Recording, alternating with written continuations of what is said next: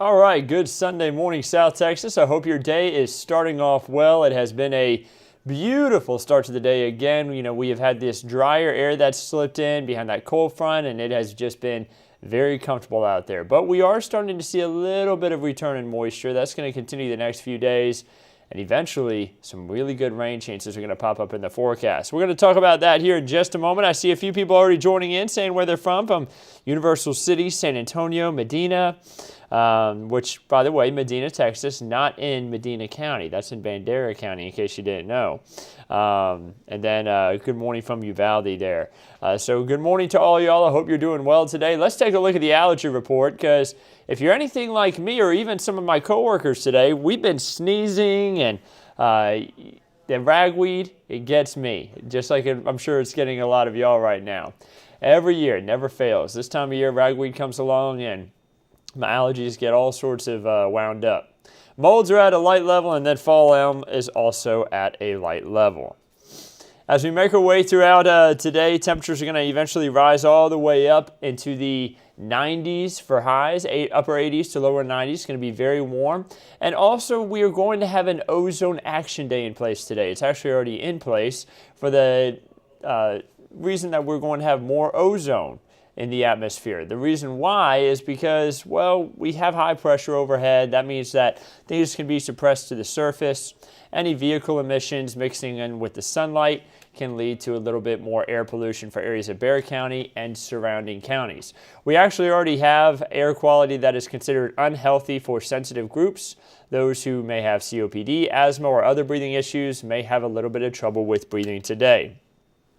Now, we did have a beautiful sunrise across the region this morning. A lot of clear sky overhead, allowing for us to have that beautiful sky. You know, as we head throughout today, it's going to be more of the same. Mostly sunny sky expected, and that's what we see from our tower cams right now. I see Terry saying, can you say congratulations to Lula and James Kirksey, their 35th anniversary. Congratulations to both of you, and I hope you have a wonderful day. Dina says, good morning from Bastrop. Good morning to you. I hope you're doing well. You know, it's a beautiful start to the day in Bastrop, just like what it is right there near Morgan's Wonderland Camp in northern Bexar County. Beautiful out towards Calaveras Lake, and then beautiful as we look out towards downtown San Antonio from the medical center area. Just a stunning day, still in the 60s off in Rock Springs, 72 in Kerrville, 73 in Fredericksburg. You're going to want to get out and enjoy the weather today, though, because this is going to be our last day where we have the drier air and a lot of clear sky. Starting tomorrow, we're going to start to see a little bit more in the way of cloud cover trying to make a return. Dew points are in the 50s to now 60s across the region. Winds are out of the southeast, so bringing in more moisture off the Gulf. Not seeing any rain out there, not expecting any rain today, but look off to the west. Notice that spin in the atmosphere closer on towards Tucson, Arizona. That's going to be an area of low pressure that's going to shift east over the next few days and eventually bring us rainfall. But it's going to take a couple days before we start to see the heavy stuff. We will have rain chances on Monday, just about a 10% chance, but Tuesday is when we bump them up, really Tuesday night, actually. Future clouds and radar shows we stay dry today, lots of sunshine, but watch what happens overnight. Cloud cover starts to build in. Going to be a partly cloudy sky as we head throughout the day on Monday to even mostly cloudy at times as temperatures rise into the lower 90s and that 10% chance for rain on Tuesday. Starting off the day with temperatures in the 60s and 70s, and then you bet going to see a little bit of cloud cover for the afternoon and then eventually some rain chances overnight. So you see that little ridge that we have over Texas. That's what's keeping us dry. That's that high pressure.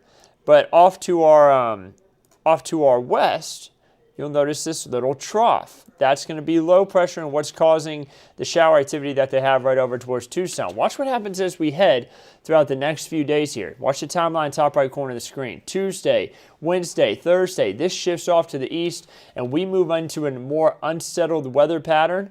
When I say unsettled, I'm talking about more rainfall. Look at how much rain we are expecting over the next 7 days. Anywhere from 1 inch to 3 inches of rain is going to be possible. Good soaking rain that's really going to help out not just your front yard, but also help out the aquifer. And maybe we can get rid of these stage 1 water restrictions.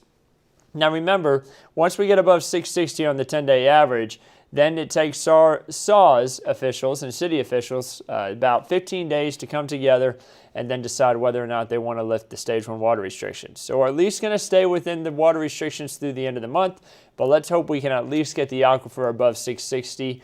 Right now it's 658.3 for the 10-day average.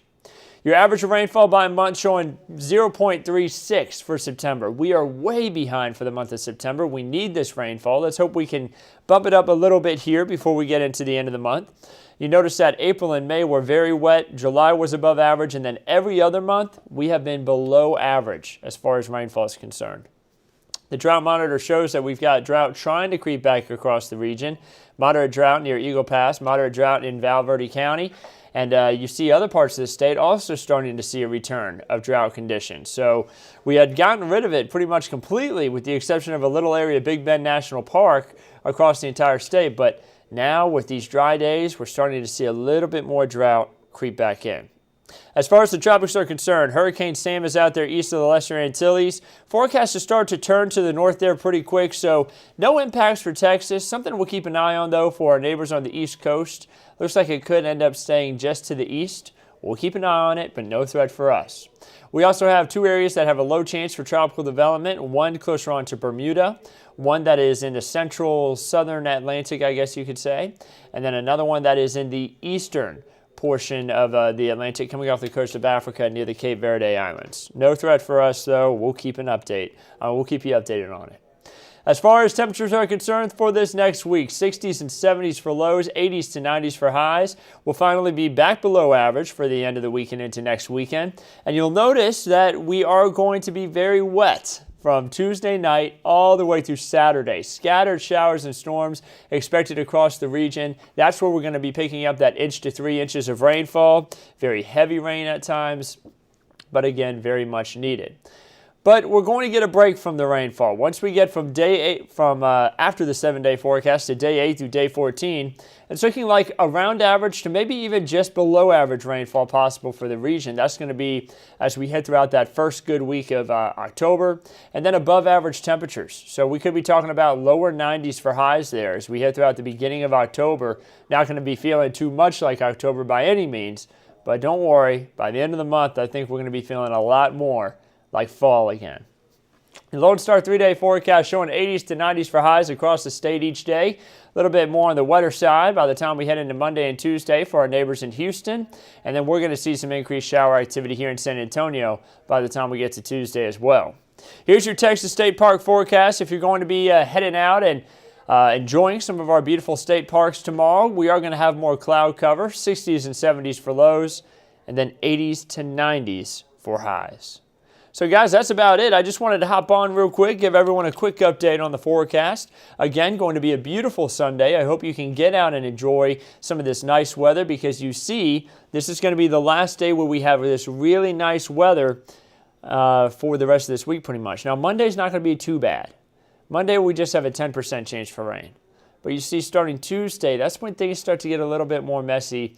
30% chances for rain, especially Wednesday through Saturday. Get out, maybe take your four-legged friend out for a walk. Go ahead and grab the dog and go explore some of our great greenways here across town. Go head down to the Riverwalk, maybe down towards the Pearl area.